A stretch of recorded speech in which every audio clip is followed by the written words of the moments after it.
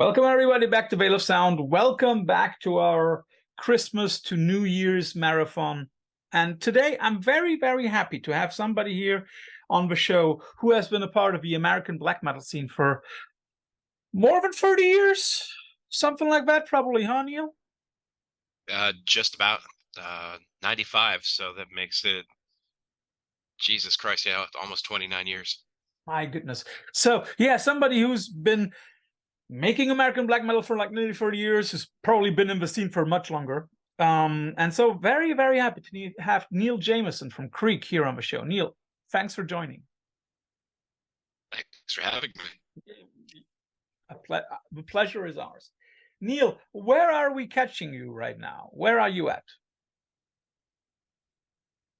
So I am in what's supposed to be my office. I just moved a few weeks ago. I live in Chesterfield, Virginia now, which is slightly south of the Richmond, Virginia. And eventually this is going to be where I keep all of my records and assorted bullshit that I've acquired over the last 30 years. But right now it's just kind of in the construction phase of it, where I just have a whole bunch of shit lying around that makes no sense, and one of my cats has made it basically his home for the day. So that's where we're at today. And a question that is half sarcastically and half seriously. Would you describe yourself as a ruiner? Yes and no. So one of the reasons for the title of the record is it marks the end of the trilogy, as it were, of Isolationist, Transient, and then Ruiner, which is, like everything else I do, very autobiographical. But Ruiner can be construed as both a negative thing and, I guess, a positive thing. The negative being that, you know, you're the one that fucks everything up in everybody's lives, and yourself. And then the positive, and this is really more the meaning that I had behind it, is that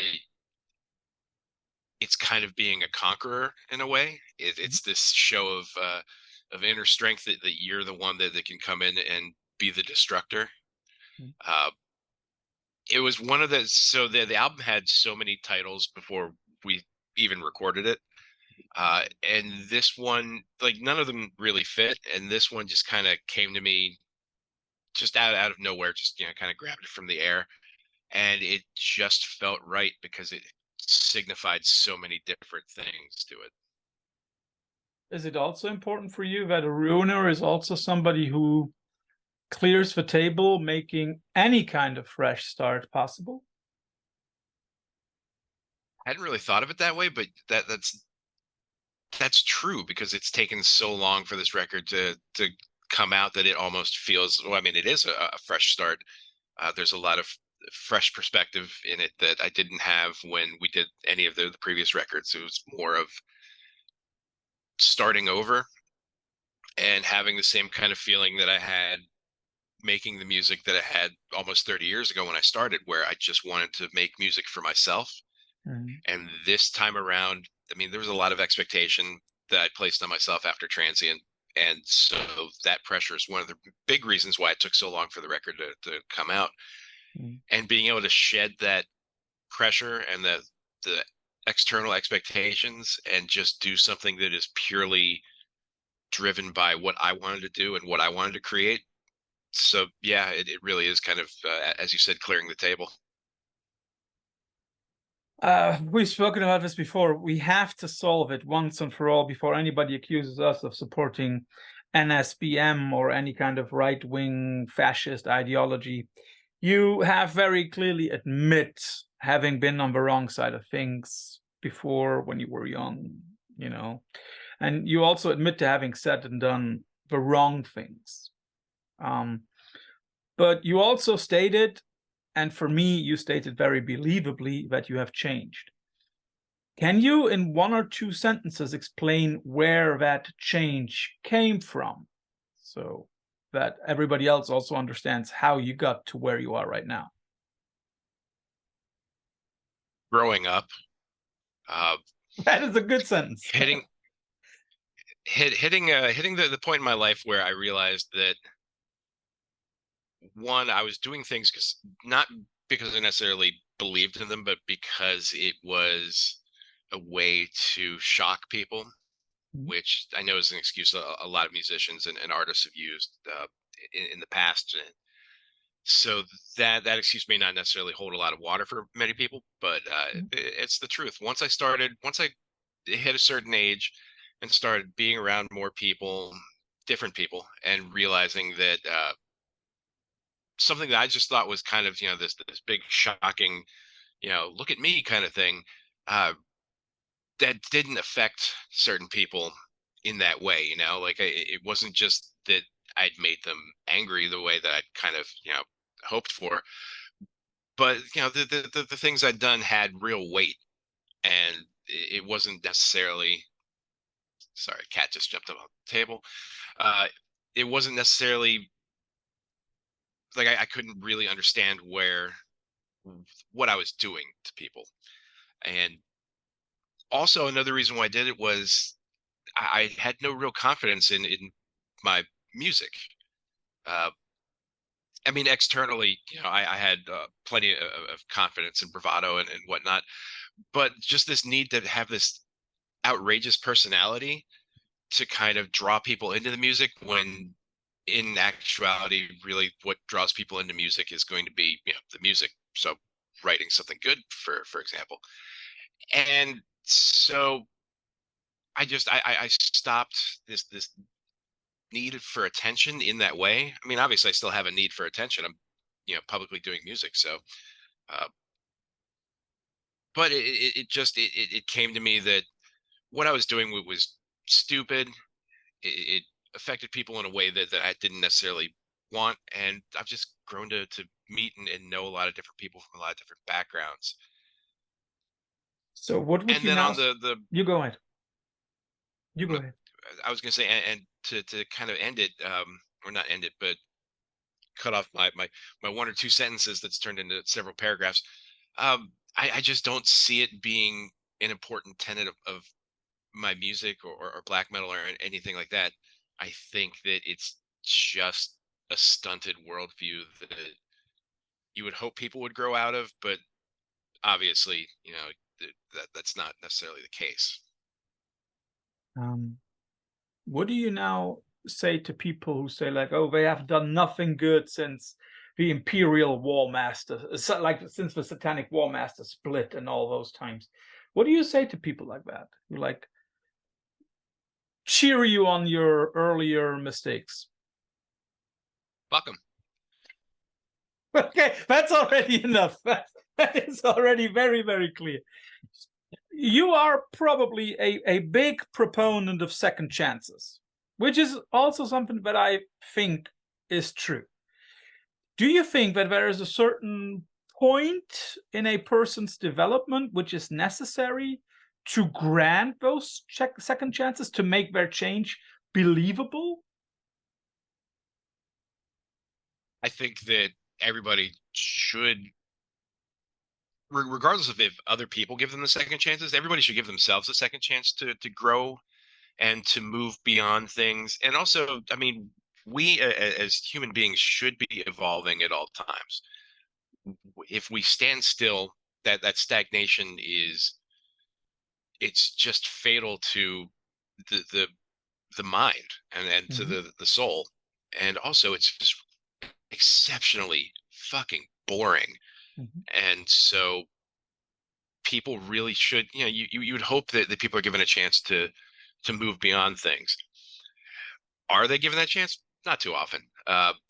As as a global society now, this used to be like a specifically American problem, but I believe it's kind of spread everywhere thanks to the magic of the internet. We love to see people fuck up. We don't like to see people come back from those fuck ups. Mm. Certain fuck ups are very obviously unforgivable. Child pornography, that kind of thing. Whereas other things such as language, or even let's say somebody that took it many steps further than I ever did and actually became involved in the National Socialist scene. And then one day they realized, this isn't for me, this isn't right, I want to change my life. That kind of person should be encouraged because they're making a movement towards bettering themselves. Yeah. And a lot of times they're not given that kind of grace where people are like, well, fuck you, you were a part of this, a long time ago. So that person you were defines who you are now, and that's only partially true. Yeah. Of course the person you were defines who you are now, because that's a piece of your past, of your history. uh, where you go from being that person, that's what should really define you as who you are. Mm. Yeah, and of course, if we take that stance that where you are going, where you're headed, with which means you're going into which direction, if that is the definition of a person's personality, then of course the past is always the starting point. And you cannot start a voyage if you don't start at a certain place. That's totally clear. Last question connected to all this talk is something that I'm interested in what you are saying, because I am still in limbo about giving a clear answer to the question. But can you separate art from the artist? Yes. And it's not just in the case of very challenging subject matter such as what we're discussing now, uh, but also just every once in a while you'll meet an artist or a musician who is just a complete asshole. You love their music, but they're just an abysmal human being to be around. And so you would try to you would hope that that doesn't impact your enjoyment of the music. Sometimes it does. uh, then there are situations where you know that great art has been created by horrible people. Great Yeah. literature has been created by horrible people. One of my favorite Yes. examples would be Celine. And he was one of the apparently worst human beings on the planet. So bad that even the Nazis, when he began writing treatises, the Nazis were like, "Hey, buddy, dial it down." Uh, Which but then means you look something, at right? Journey to the Mhm. But then you look at Journey to the Edge of the Night, and it's a beautiful novel. It's one of the greatest literary triumphs of the 20th century. And so you try to be able to take that for what it is, and then realize that he was just a fucking nightmare of a human, and you try to separate that there. Uh, Separating the art from the artist isn't easy, and in many cases, you know, I understand how people are not able to do that. Like take uh, the band Inquisition. Great musicians, just many great albums. Dude got in trouble for having child porn on his computer.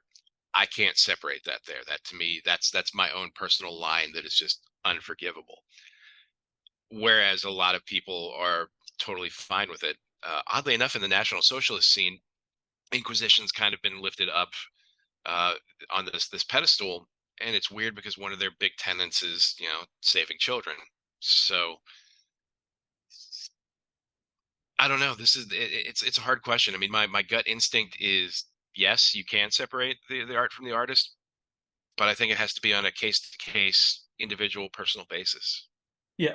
And it's also, I know people who like Inquisition and at the same time say, okay, I cannot listen to Burzum. I think it's also one's own personal judgment doesn't always have to be consistent. It should be, because that makes life easier, but at the same time, it just simply doesn't. And there are certain things where I totally agree with you. People, child pornography or child molestation, abuse, however we want to call that. Being a father of a beautiful daughter, I have to say, anybody touches her, you have to be quicker than the police. Yep. Are there instances where you say, apart from Inquisition, for example, where you say, like, I can listen to that band, project, artist, and forget what he did or said. I mean, like in pop music, for probably the most famous example is Michael Jackson. In our realms, the most famous example is Burzum, right? So are there moments where you say like, okay, I can totally forget what he did? Yeah, both of those instances actually. It's right now while we're talking, it's the middle of October, so it's Halloween. So Thriller is going to be everywhere, and Yep. that's a great song. It has a lot of nostalgia for me from when I was younger, so I can listen to that and separate it, because I think that is just, in the pop realm, you almost don't view them as real people. They're just this image, this almost dreamlike entity. So that's a little bit easier to overcome. Uh, Burzum's a big one. Uh, Burzum was one of the first black metal bands I started listening to when I was younger. For many Uh, people, it is, right? mhm. Musically, huge influence. And I'm still able to listen to the first few records, and then maybe one of the post prison records. I think Fallen is a really good record, uh, and I can listen to that, and I can separate the art from the artist there. I think some of that comes from the fact that that was one of the earliest black metal bands that I got into, Mm. so I didn't have this connection. The internet really wasn't a thing. I didn't have like this huge connection to what kind of person he was. I mean, I knew about the, obviously the murder and the church burnings, which didn't really affect me emotionally or anything like that. And so it wasn't until a few years later, once he published his book, and then all of his pamphlets, and shaved his head in prison, and all of that, wearing the Superman shirt, that that really became a public issue. So because I had so many years already attached to the project, that it didn't really affect me. Granted, if you would have told me 25 years ago that there would be this platform, this global communications platform, that he would be easily accessible on, and would be posting all kinds of shit like he's just somebody's mentally disturbed grandfather, Yeah. I definitely wouldn't have believed you. I mean, like he's helped take a lot of the mystique out of the project himself. Yeah. I also think that if he had done the same stunts 10, 15 years later, no, let's put it the other way. If he had begun making music 10, 15 years later, with back then in the early 2000s, at the millennium, the rise of the internet, I think he would never have become this phenom that he is.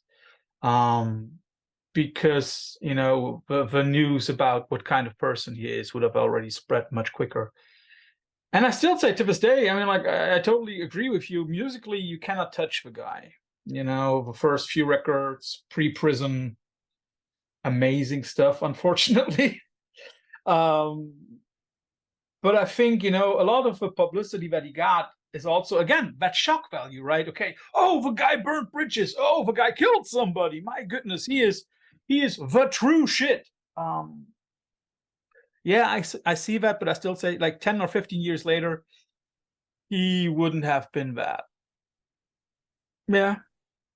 Okay, let's turn to the new record. Let's turn to Ruiner. Let's make a harsh cut here. First question that strikes me when I looked at it, I was like, is that a Krieg record? It's nearly colorful, dude. It has a completely white background. It's got a huge, nice Coca-Cola rat in the middle of it. What happened? Where are the blacks, the grays, the dark whites? What happened? Remember how you were talking about clearing the table? Yeah. That was kind of the idea. Cool. I've had years and years and decades at this point, Jesus Christ, of covers that have been, mostly black and white photography, a lot of really stark, kind of harsh images, very obviously ripped off a lot of Joy Division's aesthetic on a lot of things. And so this time around, I just I'd never. Well, I'd had art commissioned for me before. The original cover for Blue Miasma was painted by Midgars of Lugerbrum. Um, so we'll say it had been at least 20 years since I've done anything that had, artwork on it that wasn't photography, or just something that had almost an urban kind of feel to it. And since the record was kind of a departure from what we'd done before anyway, it just felt like the time to do it. Also interesting that, I mean, like a lot of the other artworks that you had were in a way a little grainy, for lack of a better word. And this one is very clear, defined outline. So that is a very nice cover. Is the guy on the cover your personal ruiner, or the figure on the cover? I mean, it was my concept. Every single detail on that was just something that had come to me. So I spoke to Rob, the artist, and I gave him very clear outline of how I wanted everything to appear. Uh, I don't know where it came from. It's just one of those things that, I mean, I was looking at other artists, and just a lot of different images over the last few years. Like, I've really been trying to take that in for my own personal enrichment. And so from that, I just kind of had this idea. I knew that I wanted a black background. I knew that the lanterns and the halo had to be red. I knew that the halo had to be similar to like Renaissance paintings of Christ or the other saints, with how it's just this solid circle around it. I knew that I wanted something that was different from a crown of thorns. I wanted just a face covering of thorns. Uh, so I'm sure subconsciously all of these represent the same subconscious energy that went into writing the album itself, and the concepts around it. Unlike previous records that had very well defined concepts to them, this one really doesn't. This all I don't want to say that it's freeform stream of consciousness, but it kind of is freeform stream of consciousness, where I had very loose ideas and an overall emotion that I was going for, and that it just kind of all organically came together. My daughter just nearly walked in. Uh, for you, it's the cat. For me, it's the daughter. Um, I'm very sure, as you've already mentioned, I mean, like, you are aware that you're playing with like Christian ideology and Christian iconography, right? So that is very interesting, because I looked at it, I felt like, okay, that's Jesus, and then underneath it says ruiner, and I was like, okay, is that criticism of religion? Is it not? Very, very good cover, I have to say. And also very good is the opener, Bulwark. It is a blast from second one. It's a really great opening song. And now my question is, how important are openers for you? And how did you decide on Bulwark to be the opener for Ruiner?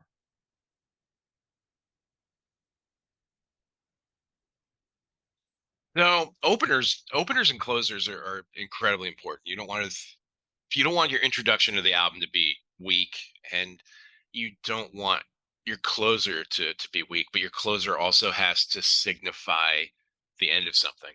Mm. Uh, this time around, I didn't want to do any kind of instrumental opener. I didn't want any lengthy intro to it. Like, I just wanted something that was really going to kind of hit you. And, Mm. and Bulwark kind of, so how they to really to describe this, I have to go back to how the album was actually constructed.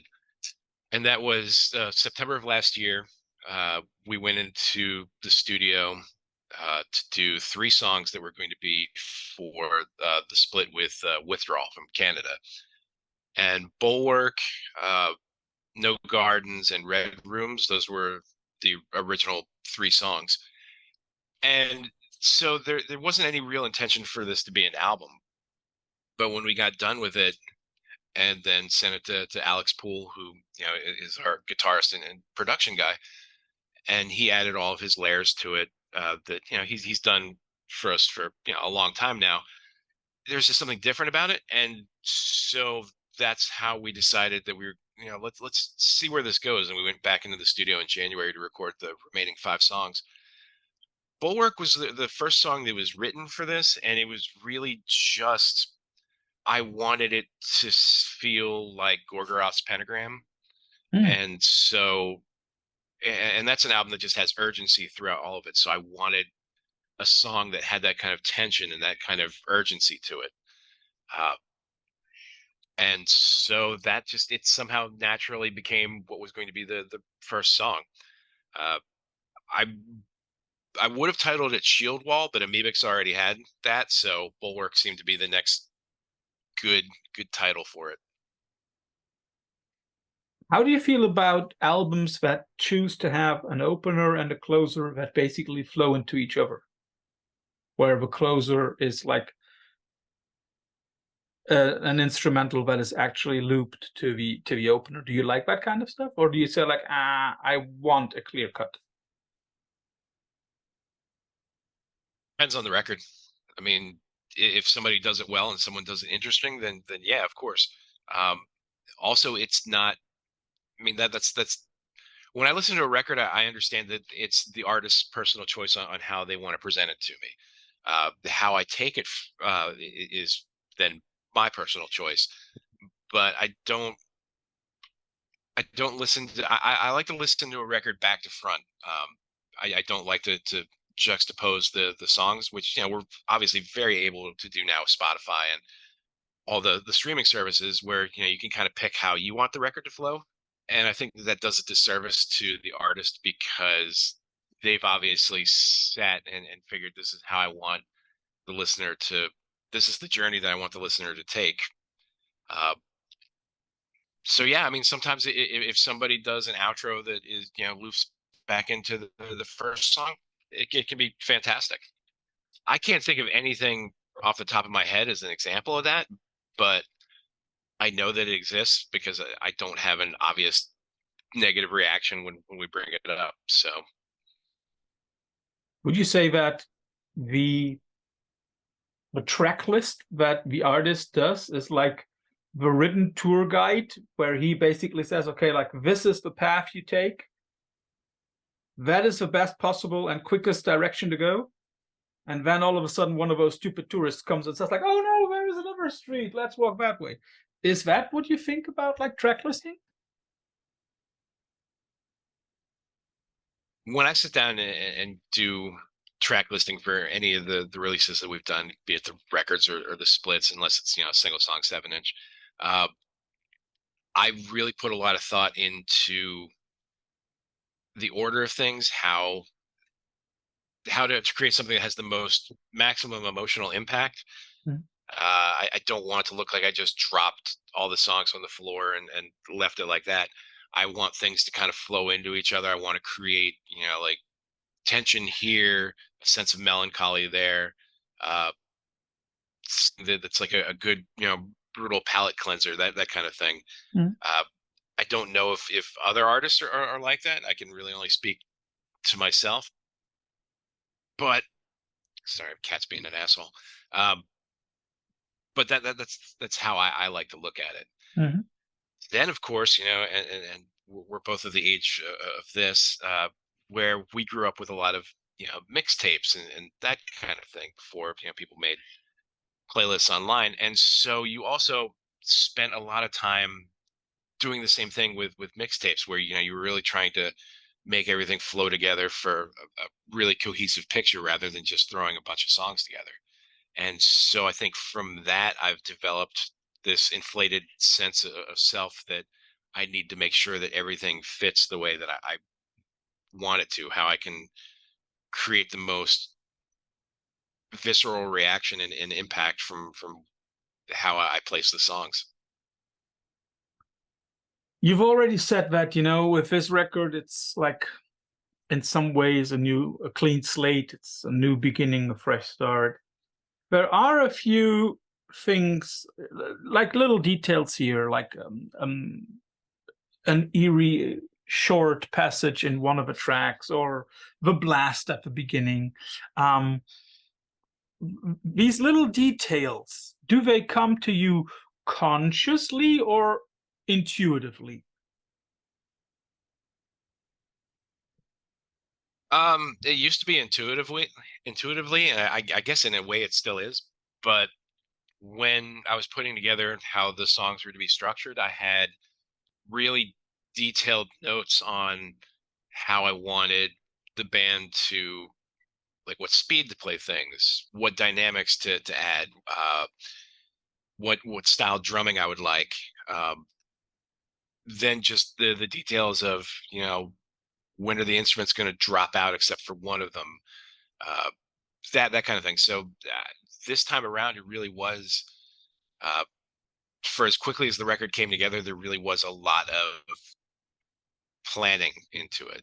And I don't know where that came from. I'm not the most organized person, but this was really a more conscious way of piecing things together, of really trying to create an atmosphere. Whereas in a lot of previous records before, uh, I just kind of let things fall where they may, and felt that however it happened, that's how it was fated to happen. And so that those passages or those changes or those sounds that would be natural. Not that this wasn't natural, but it was just organically a lot more of a controlled experiment. Mhm.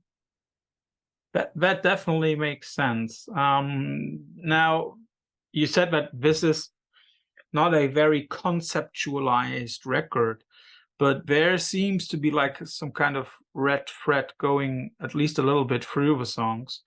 It seems to talk a little bit, to me at least, it seems to talk about the difference between the outward and the inward, bulwark separating some inner core from some out kind of aggression or movement. Also, you have like songs that are called solitarily, where of course it's about one individual. Is that the concept, or is there something that I just simply did not see? No, I'd say that you're right. I mean, there is just this thread that weaves throughout it, that is about the self struggle internally, externally, uh,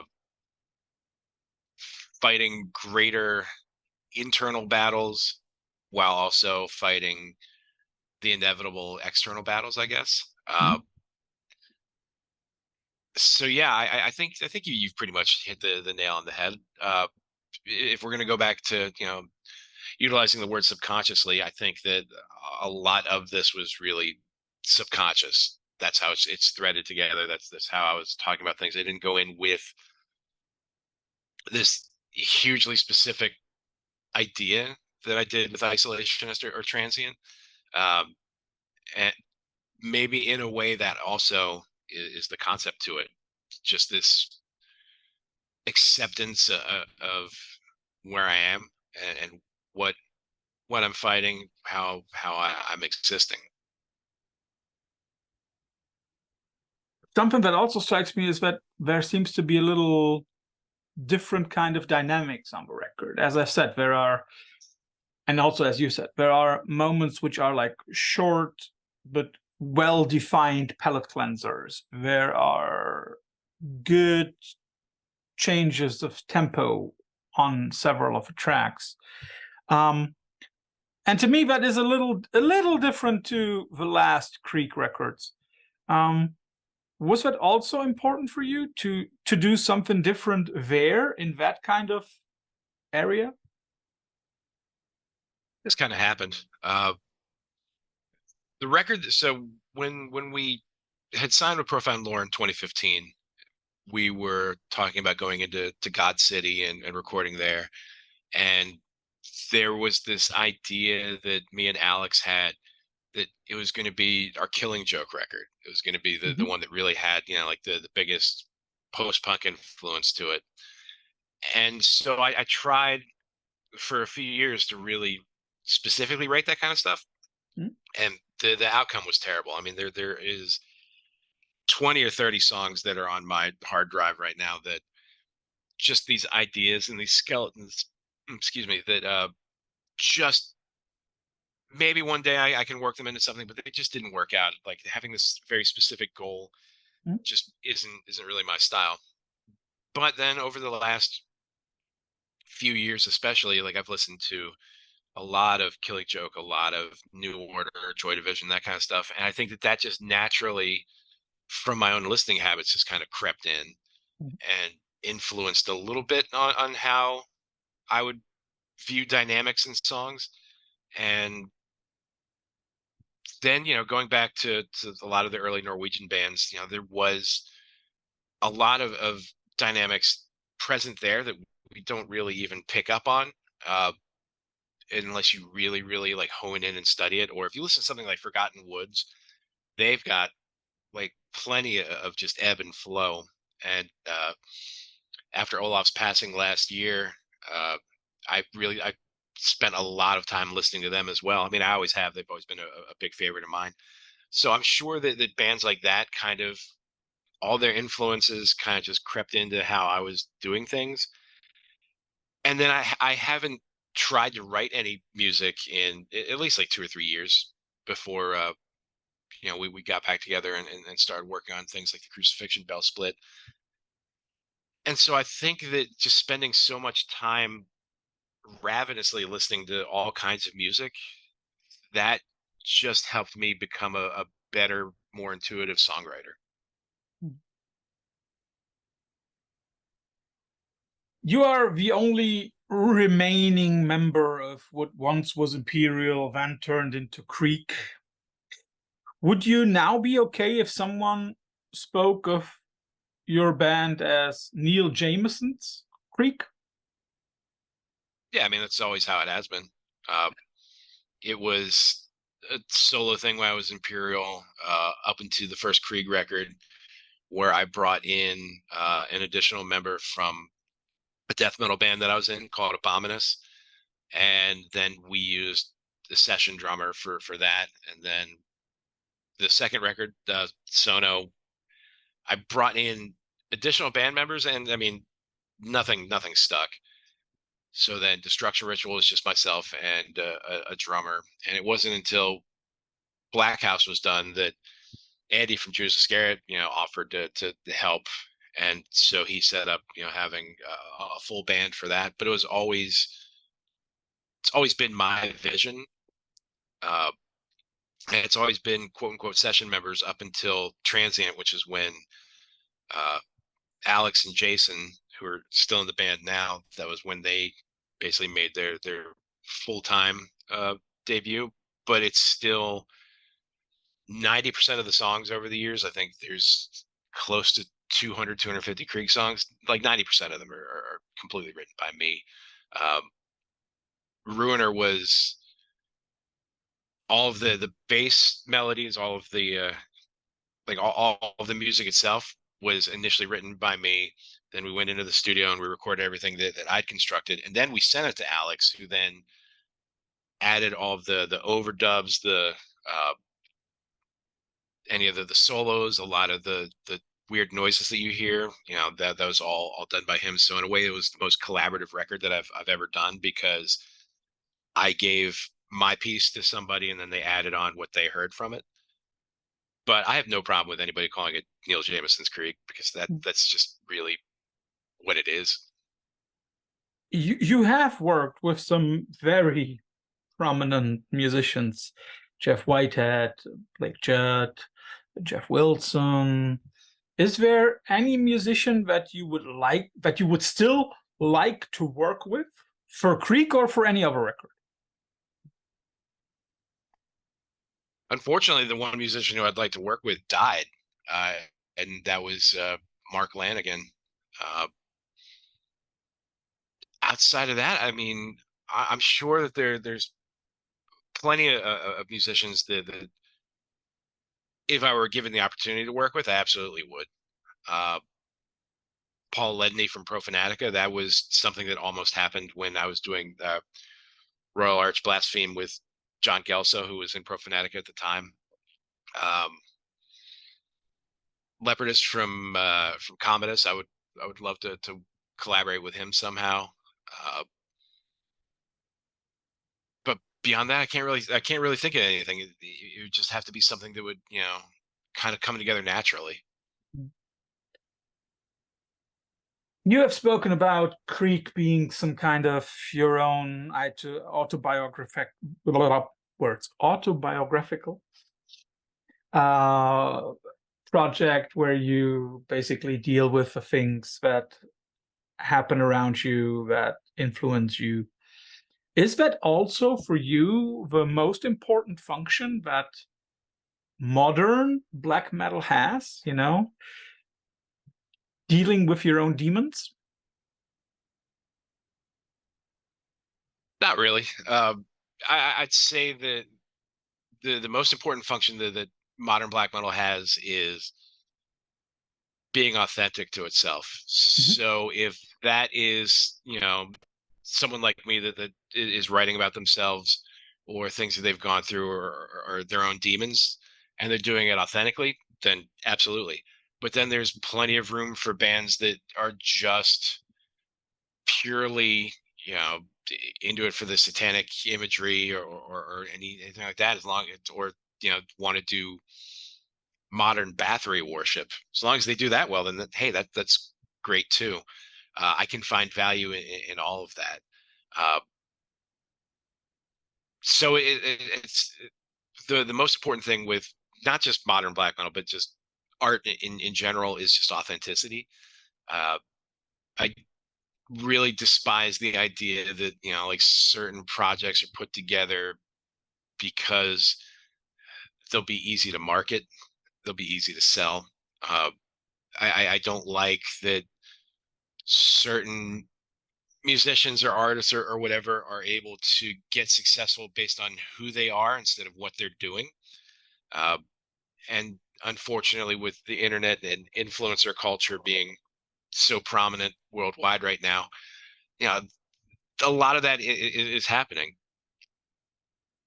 But if I can also play devil's advocate to what I just said, who am I to say that something that I feel is inauthentic is inauthentic? It could Yeah, be yeah. completely a genuine expression of what that person is doing. That expression could be bullshit, but I'm not the one to. I don't believe that I should be the arbiter of taste as far as that's concerned. If it's something that I don't appreciate or enjoy, rather than spend a lot of time talking about it, I just try to spend my time on things that I find value in. Much like yourself, I'm a father. My daughter is 2.5 now, so she's in a very challenging stage where she wants to get into absolutely everything in the house and just make my life a nightmare some days.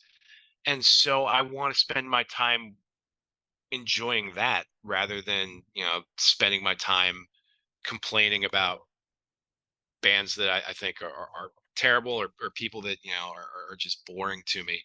Uh, because that also just gives things that I don't like, gives it attention. I mean, you and I could sit here for hours and talk about bands that we think suck, and all that does is that just puts those names out there for people to be like, oh, they think that's terrible. Why do they feel like that? Let me Yeah, listen to it, and then it yeah. gives this shit attention that doesn't in my eyes doesn't deserve it. Yeah, I totally understand what you're saying. And that is something that I love about our site. We don't talk negatively. We don't write bad reviews or stuff like that. We don't grade. That's something that was important to us when we did that. But coming back to black metal, um, what do you think about genres like black gaze, atmospheric black metal, post black, however you want to call them? Are there bands in those realms where you say, okay, I can totally dig that? No, absolutely. I think Alcest is really great as far as Black Gaze is concerned. There was also a band that did a split with Circle of Ouroboros called Crooked Necks that it's a US project. They did that split, a full length. a demo and then a 12-inch of Joy Division covers, but their full length is brilliant. And it really is, it's more shoegaze than black metal, but it has obvious black metal influence to it. I don't see anything wrong with that kind of genre exploration. Because again, if you just stay with the same thing and you stagnate, then that kind of just eventually kills it. It doesn't give it any kind of forward momentum. Sure, there's a lot of stuff that's out that's just not for me. Like I'm not seeking out black gaze projects. I'm not seeking out post black projects or anything like that. It really, it's the kind of thing where if I hear it and then I get something from it, then I'll explore it a little bit more. But these aren't, necessarily subgenres that are things that are on my radar, but I don't view that kind of deconstruction of the genre as negative. I think that it's a natural evolution and that it's positive, and it can absolutely bring some really interesting music to light. Look at Circle of Ouroboros. That's a project that I can bring up as far as like looking at outsider black metal, because they've done, I mean, they have like 80 fucking releases, so like they've hit pretty much every subgenre in black metal, and they're able to do it in a way that is consistently exciting and always high quality. Antti Clemmy, the singer, he's got his Absolute Key project, which is, it's a lot of harsh noise mixed with black metal, mixed with all this just weird ambient outsider shit. So that's the kind of thing that excites me, because these are artists that are really pushing boundaries, and it happens. It feels very natural. Whereas, I'm sure there's bands out there that get together before they even write their first song, and they're like, we're going to sound like, we're going to have a shoegaze element, but then we're going to have a post-hardcore element. Here's going to be a Converge style breakdown, and like the really manufacture what they're doing to try to get out into the wider public, because they think that these tags, genre tags are something that's going to get them more traction rather than just working on writing good songs. Yeah, where the hashtag list at the end of any kind of post is longer than what they really have to say, right? I can see what you mean. And then we also have to say, still, there are bands who do it that way and who still sound incredibly good. It's just not the normal thing or the normal way to happen. Right. Are there also any like black metal scenes that you are following more closely? I mean, like, being European, I already have like 2 or 3 scenes in my mind, but I want you to say if you are following one or the other. Denmark, the Corpsen bands in Denmark are that's really what helped reignite my love of black metal a few years ago, because I'd gone through many years that I just wasn't paying attention to it, that I was kind of just disgusted by it.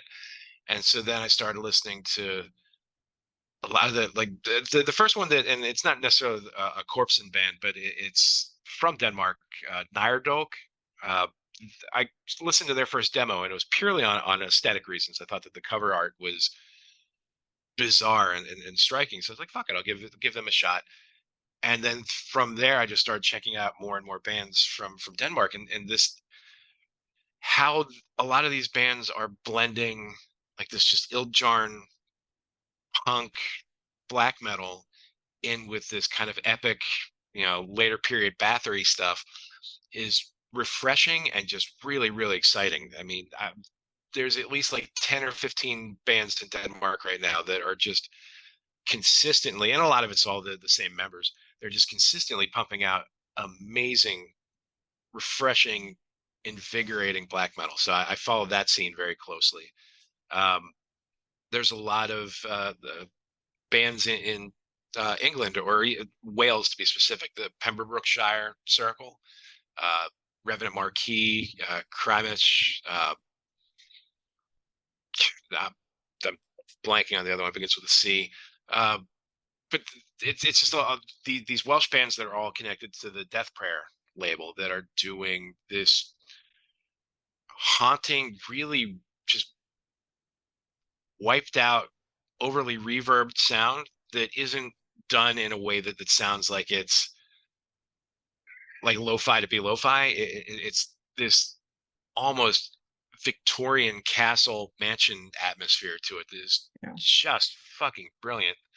I pay attention, obviously, to the American scene a lot, mostly because that's where I'm stuck. I don't really hear any kind of unified American sound anymore, and that's actually interesting. really, yeah, me neither. It's very positive. Because I mean, when we started out, you know, everybody, myself included, we were all really bestial and noisy. There's obviously a large death metal influence, and as we've, you know, we're 20, 30 years down the road, you hear all kinds of black metal coming from the States. And I think a lot of it is the fact that, one, you know, we don't really have a national identity, and two, if there is an American national identity outside of fucking the rest of the world up, it is this idea of individualism. So there's just so many bands that are coming out of here that are just really their own expression of black metal or hardcore or punk or death metal or all that. You know, it really is, not to use a cliche, but it is like a melting pot of different sounds. And so there's a lot of really exciting things coming out of the States. There's a lot of garbage coming out too, because we're a large population of people that don't shut the fuck up. So yeah, if I were to add to that list, I would add the Helvetic Underground Committee from Switzerland, which is like a group of 7 or 8 musicians who form, like, by now I think 18 bands or projects, and all of them are a little different. All of them are amazing. And the second one that I still never can get enough of would be the whole Heresis Noviomagi scene in Gelderland in Holland. Also amazing which kind of bands come from there. Again, like a closed circle. And I think that's also what is the problem with American black metal. You know, there is hardly a circle of, like, let's say 8 to 15 people who work together as a collective, and who then can form different projects according to which kind of sound you're following. If you could build a 2-day festival for American black metal, let's say one for the old guard and one for the new, from the tip of your tongue, top of your head, and with 5 bands each day, which 5 bands would we see? And Krieg has to be one of them. I think that Krieg could do both days, mostly just because of you know, the different styles over the years. So am I allowed to use bands that are no longer together Yes. for this? Okay. So for the old band day, 5 on top of myself would be Judas Iscariot, Profanatica, Demon Sea, Fawn before Fawn became embarrassing. So Profanatica, Demon Sea, Judas, Brown. So what would the 5th one be? Bazagorath, their classic lineup. That was one of the first underground black metal bands I ever started seeing in concert when I would take a bus up to New York City when I was young. We got the chance to tour with them a few times. Just really, really great black metal band from New Jersey that's still active, but their classic lineup when they did their demos and their first record, just untouchable. For day 2,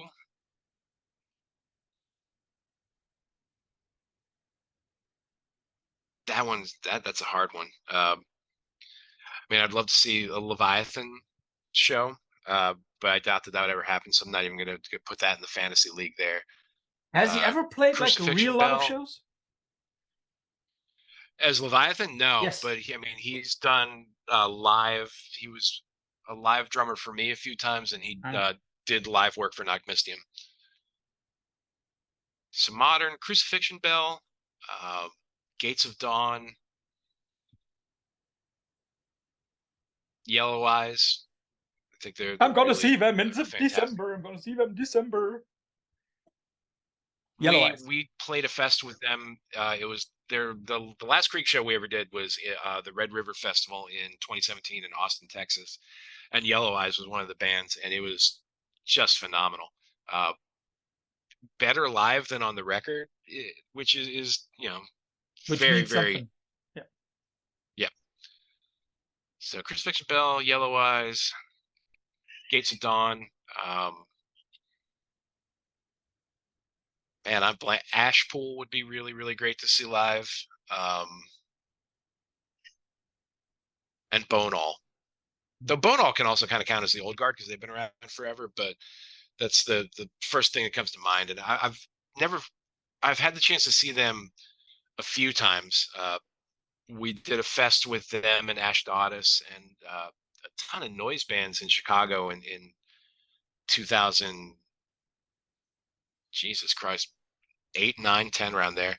And it was great. And then I saw them at a house show in Philadelphia where, I mean, people were just ripping fucking pipes out of the wall. It was just one of the most barbaric things that I'd ever seen. Just really, really great projects.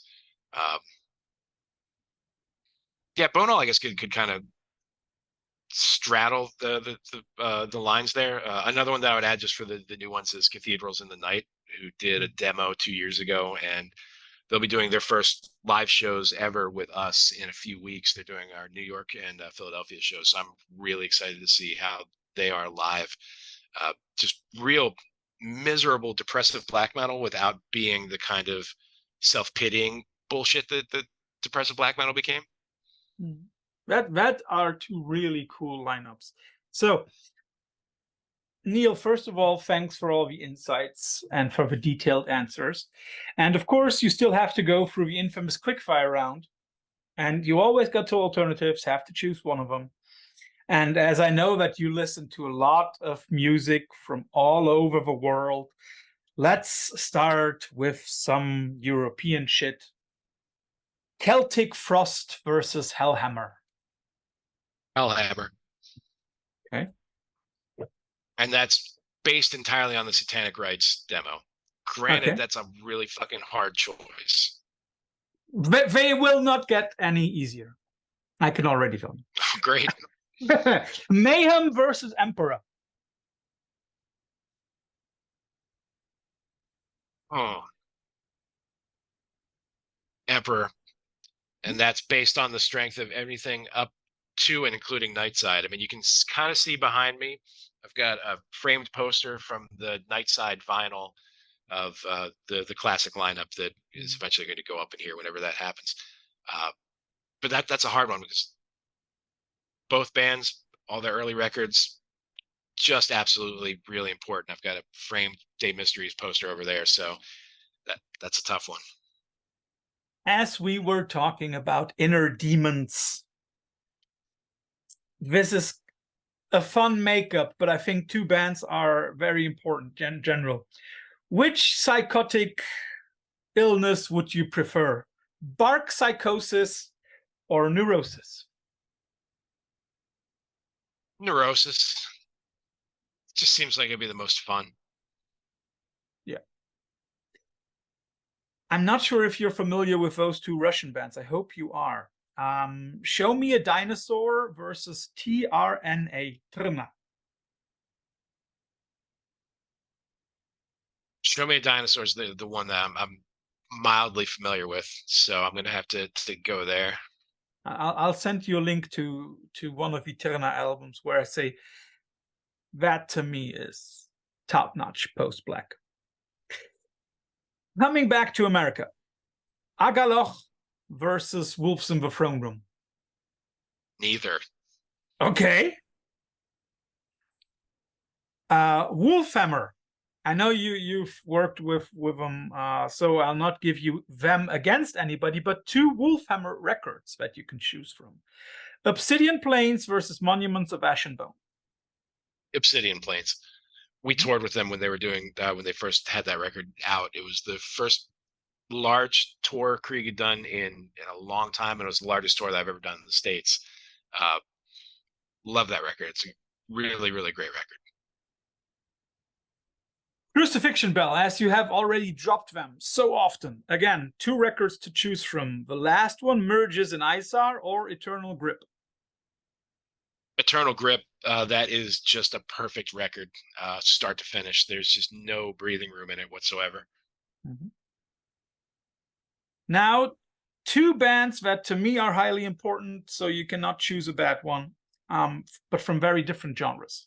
Which one do you prefer? The avant-garde death metal of Ulfar from Oakland, or the psychedelic black metal of Ulfa from Cologne?